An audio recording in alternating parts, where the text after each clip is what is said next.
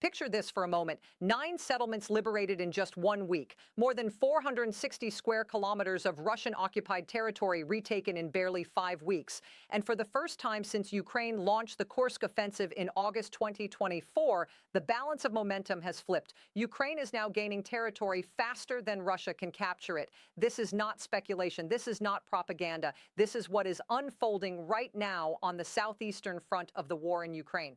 And while global headlines have been dominated by tensions with Iran, diplomatic theater in Geneva, and the endless carousel of geopolitical negotiations, something remarkable has been happening almost quietly on the battlefield. Ukraine has been constructing something that military strategists would describe as a logistical noose. And at the end of that tightening noose is a place with enormous strategic significance. Crimea. Welcome back to World Brief Daily. If you are new here, this channel is dedicated to breaking down the real mechanics of war, the architecture of power, and the strategic logic behind the headlines you see in the news. And today we are diving deep into what Ukraine is doing in the southeast, why it matters far beyond the territory currently being liberated, and how this operation could set the stage for something that Vladimir Putin has feared since the very first day of his invasion, the potential severing of the Crimean land bridge.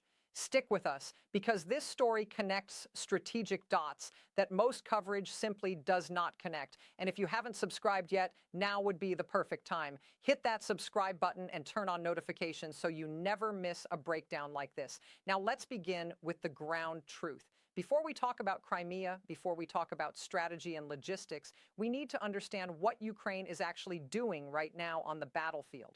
As of early March 2026, Ukraine has been conducting what its air assault forces officially describe as an active operation on the Oleksandrivka axis. This is a critical junction point where Dnipropetrovsk, Donetsk, and Zaporizhzhia oblasts intersect. It is also one of the most strategically sensitive areas of the southern front. For months leading into late 2025, Russia had concentrated enormous pressure here. 9 brigades were massed along a 41-kilometer stretch of the front line, pushing aggressively towards Zaporizhzhia city, a city with more than 700,000 residents. By November 2025, Russian forces had even managed to push into Dnipropetrovsk Oblast itself. Ukraine's defensive position in the south was quite frankly deteriorating. Then something happened, January 29, 2026, and everything changed. According to the General Staff of Ukraine's Armed Forces, reported by RBC Ukraine, Ukrainian forces launched a series of coordinated assault operations that began systematically dismantling Russia's recent gains. Reconnaissance teams and FPV drone units identified targets with astonishing precision: Russian vehicles, command posts, artillery positions, supply convoys. And then came a move that few analysts initially noticed, but which had enormous consequences. Starlink access was cut off. On the same day the offensive began, Ukraine restricted all Starlink terminals not officially registered within Ukraine's system. Russian forces had been quietly exploiting these terminals for frontline communications. When the access disappeared overnight, their coordination collapsed. As Euromaidan Press reported, this disruption crippled Russian command and control across parts of the front line, and the results were dramatic. Since January 29th, according to Ukraine's air assault forces, Russia has lost 6,522 troops in this sector alone, more than 4,300 killed, over 2,100 wounded. On the equipment side, the destruction has been just as severe, more than 419 pieces of military hardware eliminated, including 147 artillery systems, 240 motor vehicles, 14 armored combat vehicles, 108 drone command posts. In territorial terms, the progress has been just as striking. President Volodymyr Zelensky announced on February 20th that Ukraine had retaken 300 square kilometers on the southern front. Just 3 days later, Commander-in-Chief Oleksandr Syrsky confirmed the number had already climbed to 400 square kilometers and 8 settlements liberated. By early March, the total had risen again, approximately 460 square kilometers reclaimed, and the operation is still ongoing. But here's where things become truly fascinating, because the numbers alone do not explain what is really happening. The real story lies in how Ukraine is fighting this war. To understand that, we need to talk about something military planners call the gray zone. This concept is central to Ukraine's strategy. Instead of simply attacking a front line and trying to break through it directly, Ukrainian forces systematically transform Russian-held territory into contested space. Artillery strikes, FPV drone attacks, reconnaissance raids, these constant assaults degrade Russian positions until the area becomes unstable. Once that happens, it becomes a gray zone. Neither side fully controls it, but Ukraine doesn't stop there. It pushes further, clearing the gray zone, liberating settlements, consolidating control, and then pushing the gray zone even further south. Expand, constrict, consolidate, then expand again, always moving southward.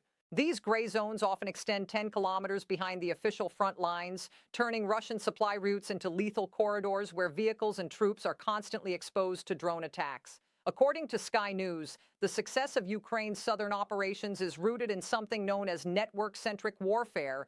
Every Ukrainian unit functions as part of a single coordinated digital ecosystem. Drone footage, satellite images, human intelligence, strike confirmations, all of it flows into a battlefield software platform called Delta. This system allows soldiers to access real-time intelligence through laptops, tablets, and even smartphones. Every unit sees the same battlefield picture. Russia, by contrast, lost much of its integrated communication capability when Starlink access disappeared. Without it, frontline coordination began to unravel.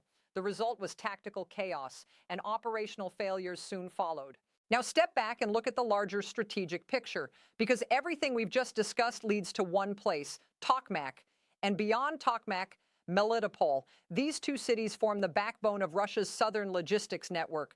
Tokmak is a major railway junction. Melitopol is the gateway to Crimea.